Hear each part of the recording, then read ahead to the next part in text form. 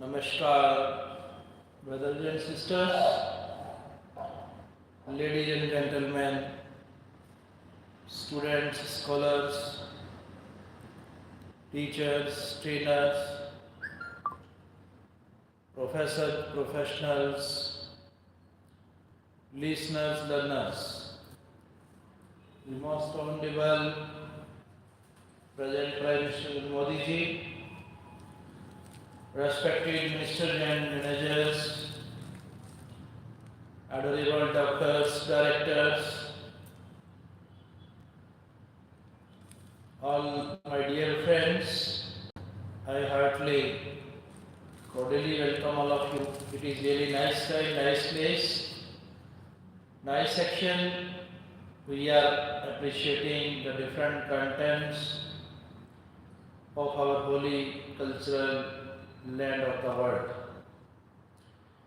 It is well known that our nation is known by its diversities, adversities, varieties, creativities, generativities, operativities, because our holy motherland is the land of adversities. But one unique feature that we see in the whole world in the form of unity diversity. Our forefathers, foretellers, forecasters, those who came in India for addressing this unique message to the worldly people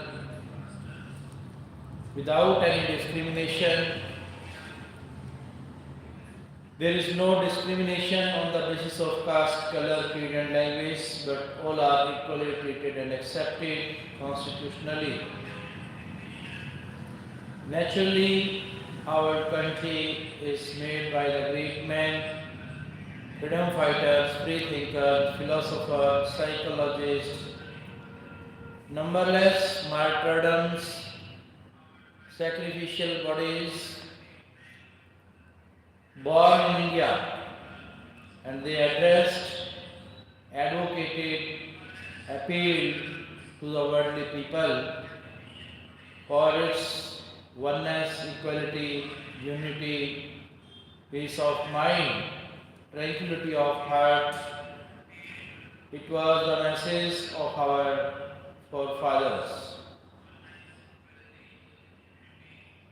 How we can maintain its spiritual standard in the world when there is no peace in the world? Then Indian rulers come ahead for addressing worldly people about peace and humanity. All holy scriptures of our holy land address one common message for the natural changes. Nature is a common concept of all holy religions of this holy land. Our human body is made by 5 elements: air, fire, soil, sky and water. We always be friendly and familiar with these 5 elements. It was addressed by the starters, beginners, initiators, creators, generators, operators of this creation. Universally, globally, this message was addressed by all saints,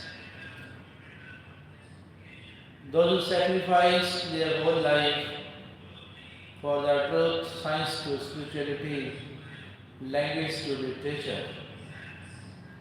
We read such changes, how these changes are influencing our future, our futuristic condition.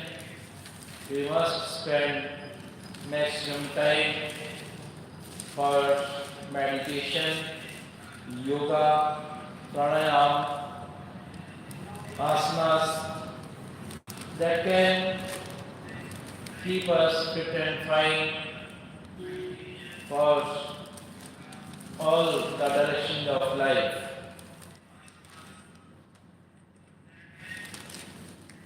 Our most ancient, traditional, conventional therapies, treatments that were advocated, appealed, addressed by the forefathers, by our holy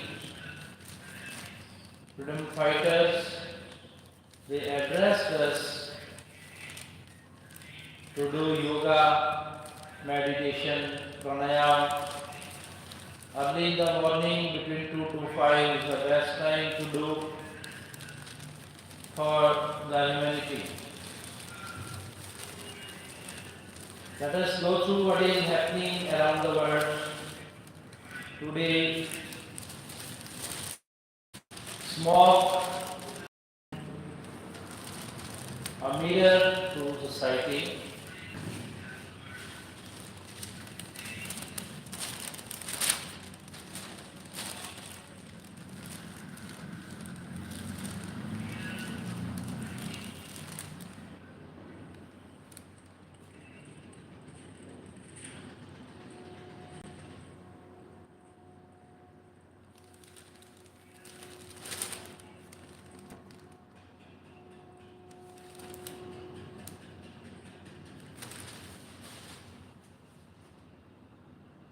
Dear friends,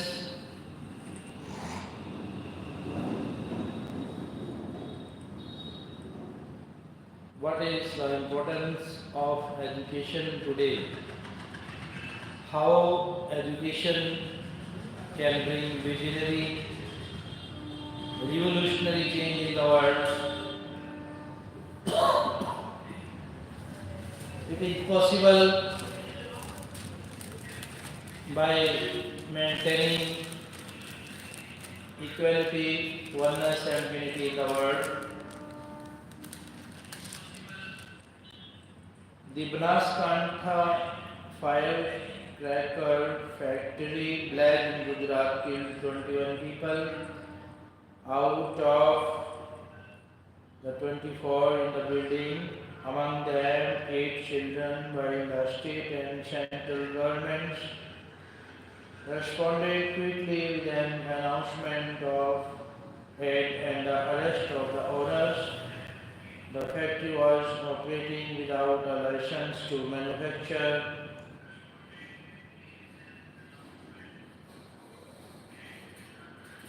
Abhinay Lakshman finds that the families were all migrants from Madhya Pradesh.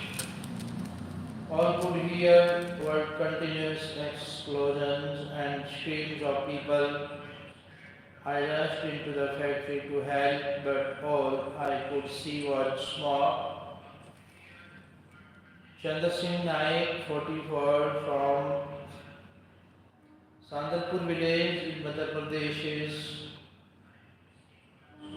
Devas district was elected when he got a call from his daughter on Saturday, March 29. He had been working as a laborer in Dholka in Ahmedabad district in Gujarat and had got word that Sunita, 22, and her husband Lakshman, 24, were moving closer to him. They said they had got a job working at a firecracker factory in Banaskantha, North Gujarat. Chandra Singh recalls. 3 days later, Sunita and Lakhan were dead. 2 among the 21 people killed in an explosion at a firecracker factory just outside Disha town in Banaskantha district on Tuesday. April 1 morning, the explosion at about 9 a.m. flattened the premises of the two-story factory where they lived and worked, showing debris and body parts up to 300 feet away into the potato fields behind it. The blast sent up columns of smoke that eyewitnesses say went up as high as we could see. Chandra Singh had not watched the news that morning. Sometime at the end of my shift, I heard about an explosion in a firecracker factory, and I went to my contractor. He pulled out his phone and confirmed it. I remember being in a daze, he says, on Wednesday afternoon after having spent a sleepless night at the Disha Civil Hospital where he was told the remains of his loved one had been brought. Outside the hospital, Shanti, Momar, Lakhand's aunt sits on the porch and wonders, I don't know why they went to work there. I guess the promise of money was too hard to resist. 500 rupees to 1000 rupees for every box filled. The contractor in Sandalpur had goaded them on. On this promise, Lakhan had also brought along his siblings, two sisters and a brother, all teenagers to work at the factory. All of them died in the explosion. Government sent ground duty as the authorities in Disha worked on getting the debris removed on Wednesday morning. The police and district officials held press briefing announcing that they had arrested the owner of the factory, Hubchand Bhai Renmul Monani and his son, Deepak Bhai Hubchand Kubani Monani. Prime Minister Narendra Modi and Madhya Pradesh Chief Minister each announced a 2 lakh rupees ex gratia to the kin of the deceased and 50,000 rupees to the injured. 6 people were hurt, including a 3-year-old and some from outside the factory. Additionally, Gujarat Chief Minister announced an ex gratia of 4 lakh rupees for the kin of the deceased and 50,000 rupees for the injured. All 21 killed in the explosion were migrant workers from Madhya Pradesh's Hata and Devas district. Among them, 8 children.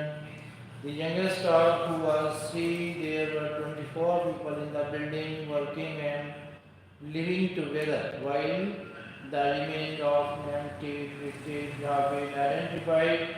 2 of the factory workers, one of them 10 years old, were declared missing. Given that too little of their remains had been recovered and DNA testing would be required to identify them, Banaskantha District Magistrate Linveer Patel told local reporters that the factory Deepak Fatkada did not have a license to manufacture firecrackers. It had a license to store and sell them, but this had expired towards the end of 2024, Patel had said.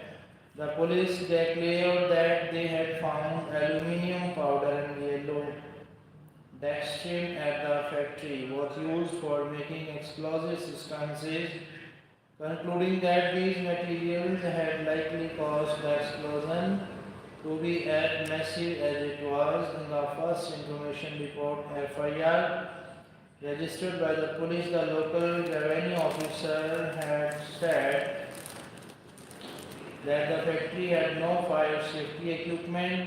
The fire enveloped charges of culpable homicide and endangering lives and personal safety of the Bharatiya Nyaya Samhita along with sections of The Explosives Act 1884 and Explosive Substance Act 1908, but Patel told reporters that the local police had conducted a spot check at the factory just 15 days ago and not found any materials indicating that crackers were being manufactured. After their license had expired, a renewal application was filed with the SDM office. It was for this that the police had gone to check the place, he had said. The police had given a report against renewal, but the DM says this wasn't because manufacturing materials were present there. The police says they are investigating the source of the chemicals at the factory. More than 24 hours after the explosion, the site of the factory has bundles of firecracker shreds smoldering, the smell of gunpowder in the air, and small spherical sooty bombs strewn across the debris.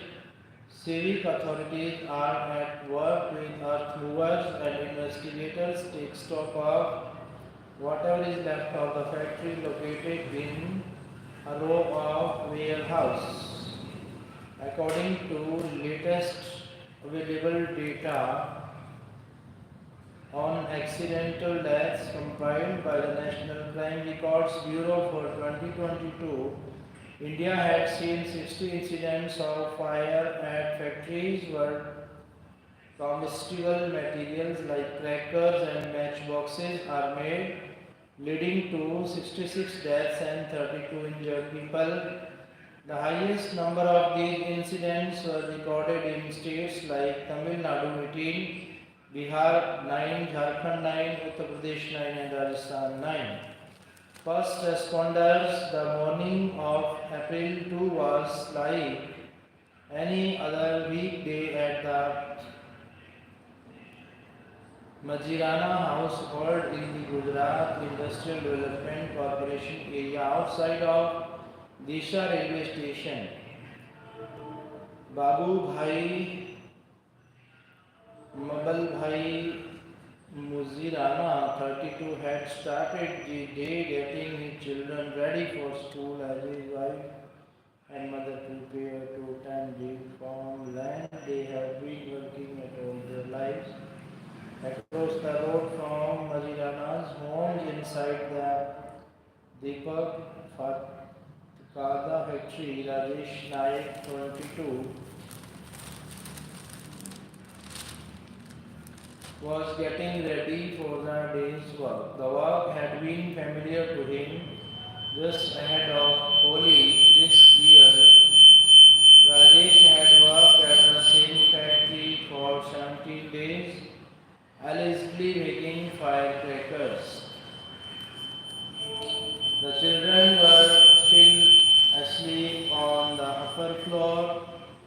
We had just finished breakfast and had started work on making the sutli bombs. Around 8:45, I stepped out of the factory with my 3-year-old sister to fill up some drinking water. I turned my back and felt the impact, a deafening sound and then ringing in my ears. I was thrown to the ground, says Rajesh, who survived with his sister. I sprang up, looked around for my sister, and rushed out. We were then brought to the civil hospital in Disha, Rajesh says. Majirana was in Disha town dropping his youngest daughter off at school when he heard the explosion.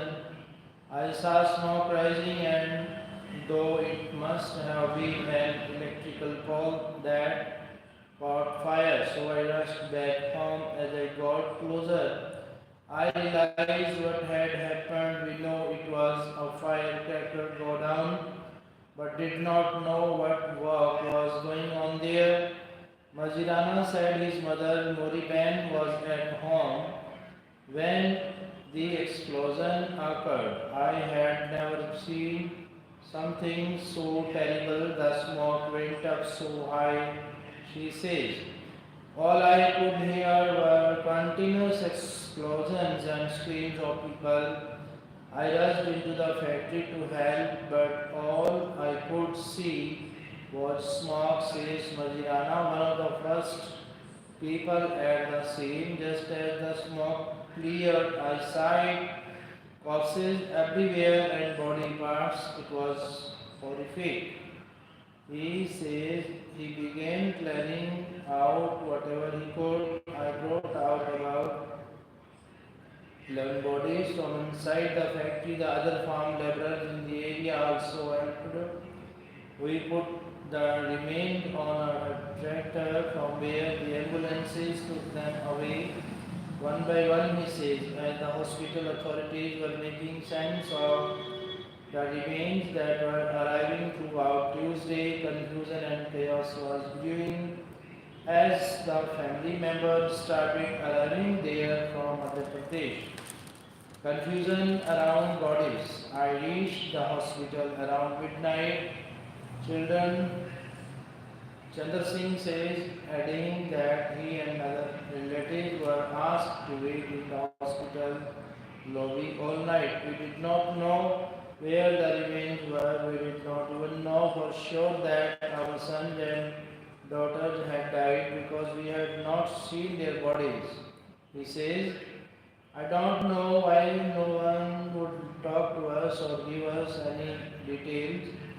Some police officials kept asking us to wait. He says they drank some water, had some sugarcane juice and waited. On Wednesday morning, they were escorted by the police into a hospital room. Dulichan Kamal Lalchand's brother had arrived in Disha by then. As soon as we entered the room, I saw police officials bolting the door from the inside. One of them then produced a list of people who they said had died in the prison, asking us to sign the papers. We refused as we were yet to see the bodies. By the afternoon, Chandra Singh was informed that the remains of his loved ones were being taken back to their hometown in Madhya Pradesh. The police officials told me I could ride with the bodies in the ambulances, but I kept insisting they wait because more of our family members were on their way. They took them away anyway. The frustration of the family members built up and some of them sat in protest in front of the hospital, demanding that the remains of their loved ones be handed over to them. Opposition politicians including Congress MLA Jignesh Mewani joined the protest and urged that the Bharatiya Janata Party led administration in Madhya Pradesh and Gujarat were trying to hide the bodies to supposedly shield the owners of the factory. The family members also wrote petitions to the Gujarat Chief Minister alleging they were not allowed to identify the remains of their loved ones. As the day went by, the dejected family members eventually left Desha for their hometown in Madhya Pradesh, where the bodies had arrived by Wednesday night. Investigation began. The Gujarat investigators, who had by this time begun visiting the spot of the incident, began piecing the sequence of events together. As investigators went about their work, the village was brimming with questions. Why was the factory manufacturing when it only had a license for storage and trading? Why did the authorities not seal the factory when the police visited? What triggered the explosion? Many, like veteran journalist Pankaj Soneji, questioned why the authorities initially gave journalists another reason for the explosion. At first, the authorities claimed that it must have been a boiler explosion, but there was no boiler at the place. Now they are saying it could have been chemicals. Tapan Jaiswal, editor of the Daily BK News, a local Gujarati language broadsheet says, I have been reporting in North Gujarat for decades now, and I know that this factory owner had monopolized the industry in the area. How could the district authorities not have known?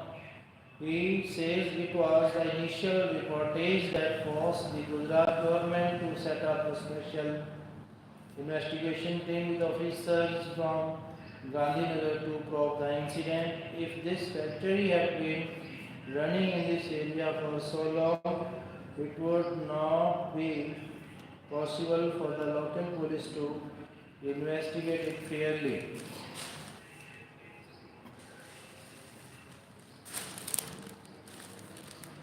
The towering figure of Indian cinema who made Bharat a household name. Manoj Kumar will be remembered for making patriotism aspirational and raising bread and butter issue in popular idiom. He created an idealist hero who stood for national integrity, putting family and country before self, and was steadfast in raising his voice against injustices. Manoj Kumar, whose films played a vital role in shaping the cultural consciousness of the country, passed away in Mumbai early on Friday after a prolonged illness. Making Bharat a household name, he created an idealist hero with a strong moral compass who stood for national integrity, putting family and country before self, and was steadfast in raising his voice against social injustice, foreign influence, unemployment, and corruption. Unlike the nationalism portrayed by Rajkumar and Mehboob Khan, Kumar's imagination of Mother India was a lot more direct, almost overt. Born in Abbottabad, now in Pakistan, in 1937, his cinematic language was a product of partition, where he lost his younger brother during riots. The personal tragedy shaped his views on nationalism and the importance of unity. Over the years, some find the depiction of the clash of cultures between villages and city, and the east and the west, in his iconic films Utkar 1967 and Purab or Paschim 1970. Simplistic, put into context in the mid-1960s and early 1970s, when the Bollywood hero was on a picnic in Kashmir while India was at war with a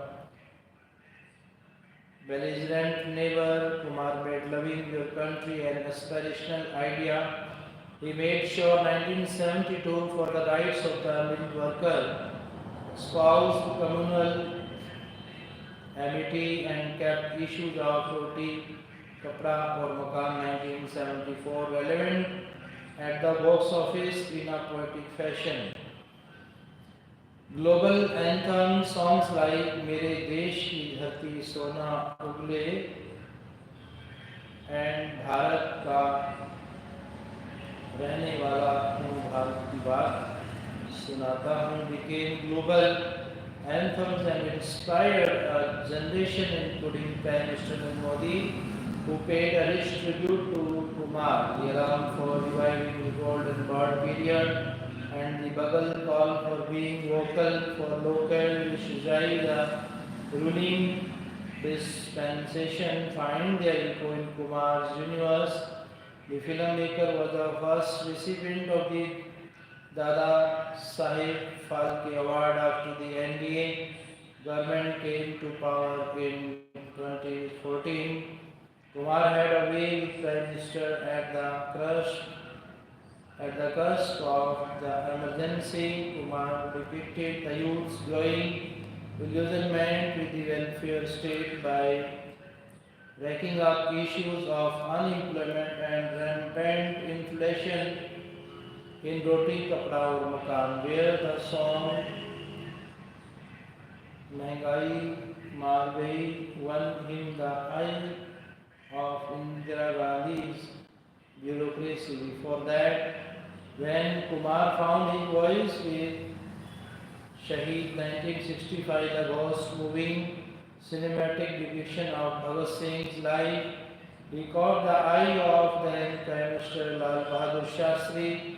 The film and the song Mera Rang De Basanti Chola struck a chord with Bhagat Singh's mother, and Shastri asked Kumar to take his slogan Jai Jawan Jai Kisan to the public. It resulted in Upkar, where the director Bharat asked if every young man moves out of the village, who will take care of the country's hunger. Educated Bharat is a farmer by choice, and he decides to put his family and his village before himself, which wins him the heroine's attention.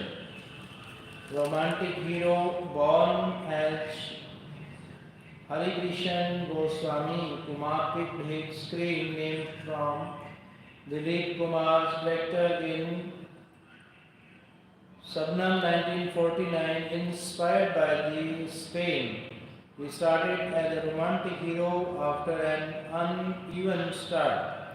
Thrillers like Wo Kaun Thi 1964, Poonam Ki Raat 1965 and Gumnaam 1965 made him a big draw at the box office, and romantic dramas like Do Badan 1966 and Pathaas Ke Sanam 1967 cemented his honest face in the hearts. He delivered a sensitive performance opposite Dalip Kumar in Aadmi 1968, and despite a strong patriotic image and moral strength, he successfully kept escaping the image trap by mixing up titles by doing a Sannyasi 1975, between B. Imam 1972 and Das Namri 1976. Conscious of his limitations as an actor, he covered them quite well long before it became managerial for mimes. His gesture of covering his face with his palm won him a strong female fan following. It is said that covering the face was a signal to the camera person to zoom in, and when his fingers moved from right to left or left to right, it was to direct the trolley movement. His collaborators say that Kumar had a grasp of every department of filmmaking. For Kumar, songs were always integral to the story, for they conveyed what dialogues could not. Composers Kalyanji Anandji always acknowledged Kumar's contribution. Having started his career as a ghostwriter, his creative advice was sought even when he worked outside his home production. It is said that he contributed to Raj Kapoor's Mera Naam Joker, where he made a special appearance. His long-time assistant Chandra Barrett, who went on to direct Amitabh Bachchan's Don, credits Kumar for pushing him to include Haiti Pan Banaras Wala at a tense moment in the caper, be it Sarah Banu in Purab or Paschim, Jinat Aman in Roti Kapda or Makan, or Hema Malini in Kranti. There was a touch of titillation in the way Kumar's camera captured the female figure in his films. His depiction of rape in Roti Kapda or Makan and Clerk was questioned. However, in films like Upkar and Shaw, he finds a more robust female protagonist. By the 1980s, Kumar had lost touch with the times. After his magnum opus Kranti 1981, he delivered a series of duds like Kalyug or Ramayana and Santosh. His style was reduced to a gimmick and his mannerism became forced as critics spanned his works as attempts to promote his brothers and a son. Meanwhile, his ideological stance moved further right. He joined the Bharatiya Janata Party in 2004 and pitched more Mr. Modi in 2014. He chose to remain away from the public eye, but Bharat, missing his singular vision. Supreme Court directs CEC to survey forest in Agastya Malai for encroachment, CSIR, NAN Science Technology Transfer deal with them to make Hansa trainer plans. Approval for phase 2 of Vibrant Village programs.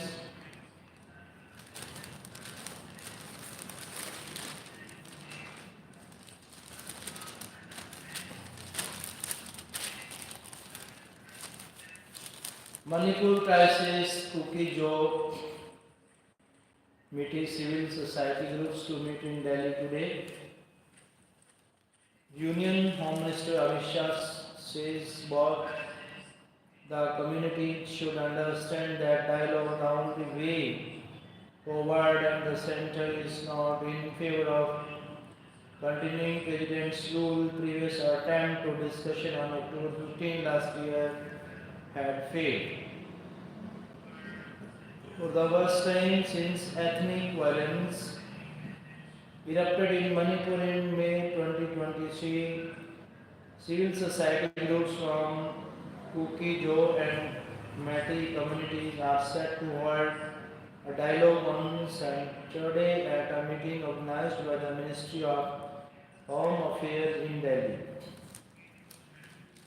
Rijiju defends the House debate on Manipur past midnight. From New Delhi, Parliamentary Affairs Minister Kiran Rijiju defended the decision to hold a debate on proclamation of presidential rule in Manipur past midnight in both houses of parliament. Rules dictate that the presidential rule has to be approved by the parliament within 2 months of the proclamation, so it was necessary to clear it in the ongoing parliament session. We had consulted the opposition parties who insisted that it should not be taken up on a weekend. We had also considered holding the House on Saturday to make up for the holiday for Holi, but there was no consensus on this. Mr. Rijiju said on Friday in the Lok Sabha. The discussion began at 2 a.m. on Thursday and in Rajya Sabha at 2:30 a.m. on Friday. In the Rajya Sabha, leader of the opposition, Mallikarjun Kharge's suggestion to take up the discussion at 11 a.m. on Friday was rejected. China hits back with 34% tariff on all US goods. RS clears new Waqf bill after 14 hours of debate. CPI conference adopts resolution to declare Israel an apartheid state. The resolution asks the center to stop supporting Israel and revert to the policy of taking Palestine. Supreme Court issues notice on plea by Shahi Eidgah panel for railway projects worth 18,658 crore rupees get cabinet approval. Modi reaches Colombo to discuss key issues with Sri Lankan President. Colombo, Prime Minister Modi arrived in Colombo on Friday night for a weekend visit, works on bilateral discussion and the signing of several key agreements between India and Sri Lanka. Mr. Modi travelled to Sri Lanka after attending the BIMSTEC summit in Thailand, invited by Sri Lankan President Anura Dishayanke. Mr. Modi's visit is the first by a foreign head of government since the significant political changes in Sri Lanka last year, which saw President Dishayanke and his National People's Power Alliance assume office. The follows President Dishayanke's first state visit abroad to New Delhi in December 2024, shortly after his election victory, according to Sri Lankan's Foreign Minister Vijitha Harath, speaking in an interview with The Hindu. Earlier this week, a total of 8 memoranda of understanding are expected to be signed during the visit, covering sectors such as energy, digital infrastructure, health and defense.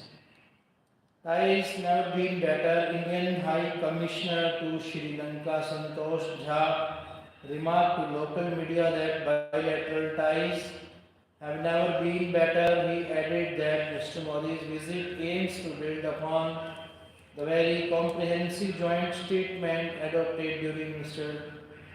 Dishayanke's trip to New Delhi.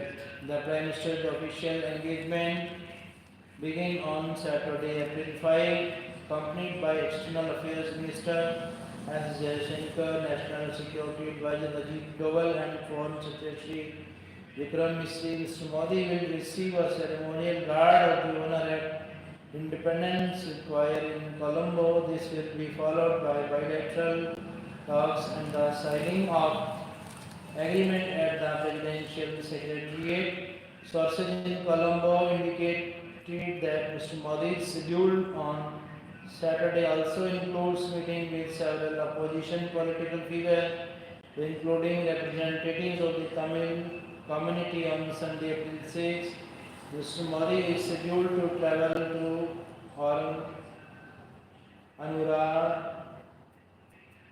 Anuradhapura in Sri Lanka's North Central Province.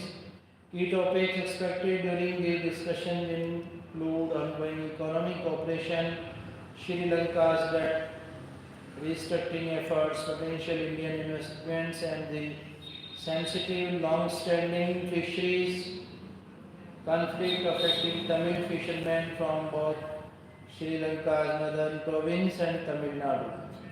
The fisheries issue gains added significance as Mr. Modi is scheduled to travel directly from Sri Lanka to Rameswaram in Tamil Nadu on April 6, a coastal town from which many bottom trawlers operate.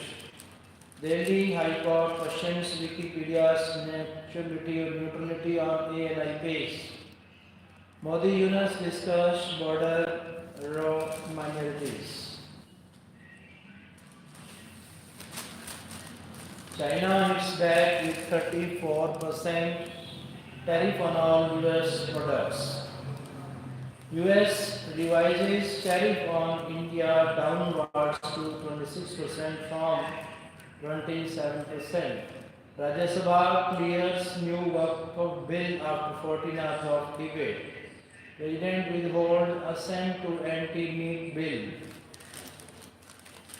JKAS officers transfer in violation of laws, says NCLI's LG hits back. Modi Yunus set aside differences, discuss border drought minorities. Haryana's Muslim majority village elects a Hindu woman as Sarpanch.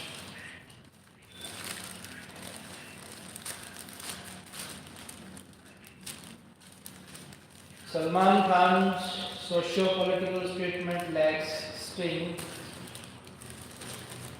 Markram power LSG to a challenging total. Dhoni could be back at the helm, trying to find the right combination, say Kushi. CSK on the back foot at home as DC looks to end Chipok James with a buoyant Royals lead in high-line Shreya's case.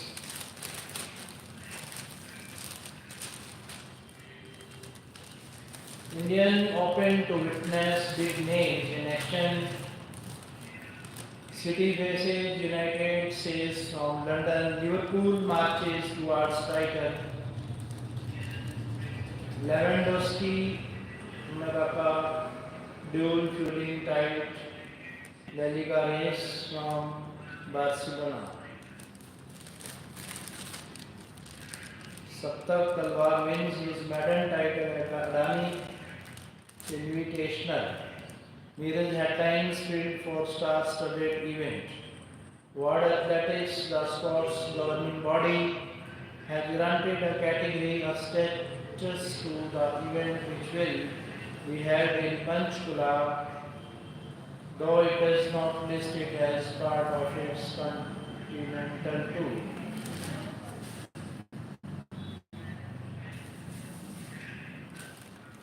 Assam government to drop cases against Kutch Rajbhangis in foreigners tribunals. Jaipur court convicts for into 308 live bomb case. Sambal riot, no bail to mosque panel chief.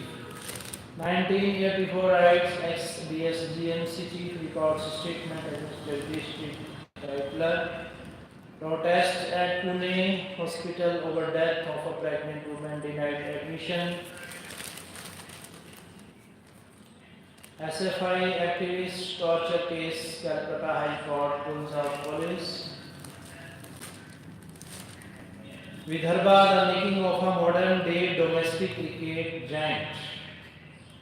I remember the first time I got selected in the Indian team, a senior player asked me where I was from. When I told him I started my cricket with Vidarbha, he asked if Vidarbha had a Ranji team.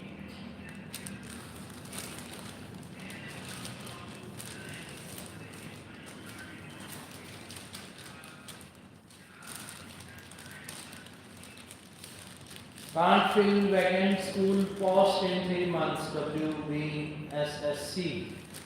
Will seek legal advice on candidates eligible for fresh recruitment, says Commission Chief. BJP staged protest in support of aggrieved teachers and not in race for BJP TN President for Annamalai.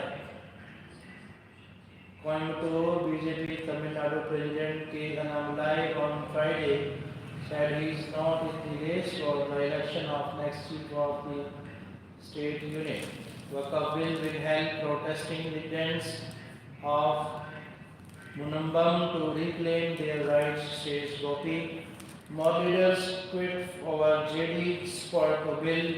Thousands of Muslims take to the streets in Kolkata to protest point not for Waqf bill. Farmers opposing Nagpur Goa highway gear up to breed. Shinde with Kumara's Kunal Kuamra's parody song. Pulwama takes a leap to meet Tulip Balak's demand.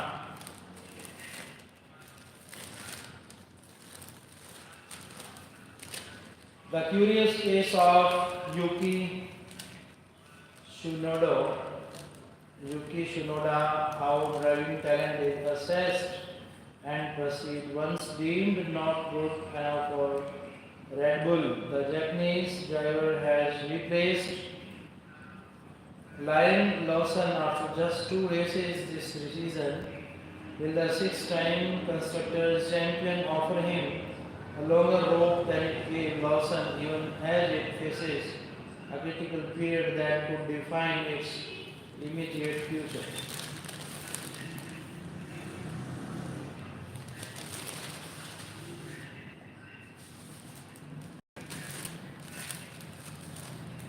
US tariffs may tear Indian FY26 year GDP growth by up to 0.3%. A case for the global south in securing Ukraine peace. as the devastating war in Ukraine edges towards a fragile ceasefire recently reinforced by multi-time and energy truces brokered in Riyadh. The question of a more enduring peace looms large, along with a related question: who will oversee its implementation? Peace seems to be in prospect. Both sides appear wary of a long drawn out attritional conflict. The recent Black Sea deal follows talks initiated by United States President Donald Trump, who was vowed to swiftly end the war that was now entered its fourth year, while Western leaders, notably France's President Emmanuel Macron and Britain's Prime Minister Keir Starmer, have floated the idea of a European-led peacekeeping force. This proposition is rife with challenges and contradictions. Russia has made it clear that no truce from North Atlantic Treaty Organization member countries would be welcome, and most of Europe is already in NATO. A peacekeeping force whose very presence would be seen as a casus belli is evidently a non-starter. It is time for the global south, a coalition of nations from Africa, Asia and Latin America, to rise to the occasion and offer to lead the United Nations-backed peacekeeping mission in Ukraine. Doing so would not only ensure credibility and neutrality but also symbolize the emergency of the global south as an indispensable force in shaping global stability. American retreat: the US risks ceding its position as a global economic powerhouse. What United States President Donald Trump did to global trade on April 2 in Washington closely mirrors a disruptive precedent set by President Richard Nixon in 1971.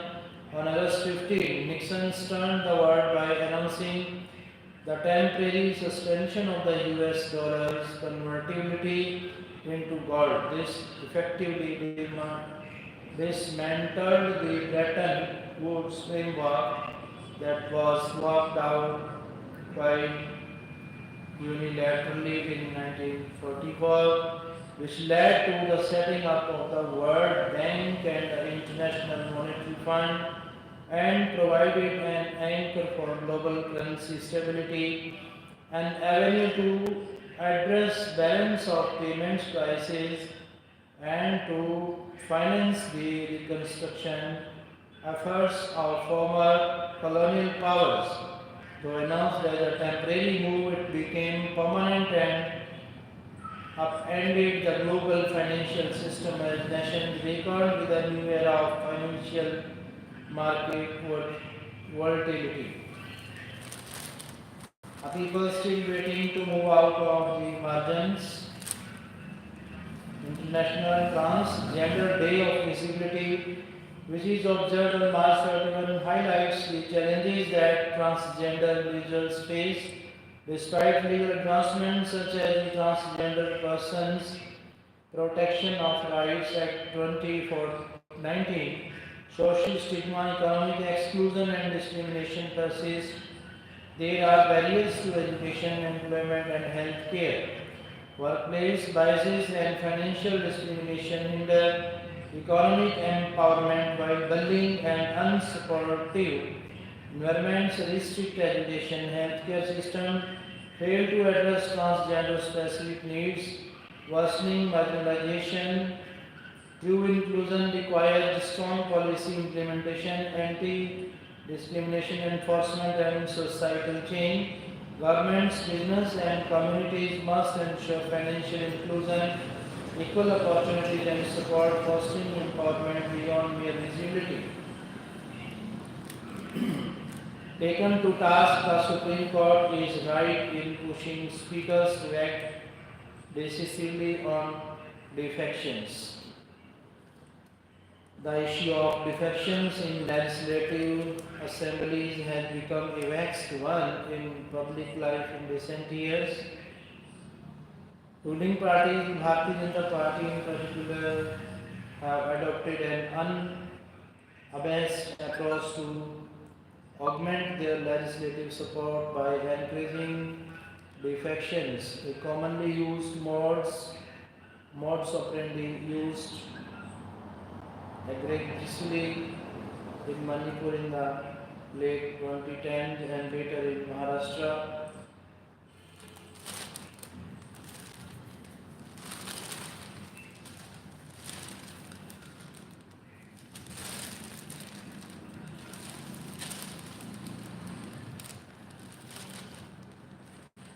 ED such as premises of Empuran movie co-producer Gopalan, Vinarai's daughters to be summoned in CMRL payoff case, CPI backs Kerala CM in case against his daughter, CPI exhibition highlights stories of two women communist trailblazers, 70% of maternal deaths preventable. South Korean court asks impeached President Yoon. Europe and Canada to spend more on defense but are cool on US demands. At least 17 killed in Israeli strikes to center Gaza's north. US should stop backing Ukraine if it is serious about Russia outreach, expert says. Iran execution rate doubles in first 3 months of 2025, NGO says.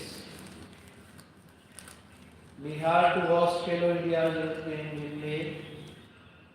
Thank you all my brothers and sisters, teachers, trainers, professionals, listeners, learners, the most honorable President Mr. Modi, respected ministerial managers, honorable doctors, directors, all my dear friends, thanks. Nice to see, nice to talk. Have a nice day. Thank you. Thank you.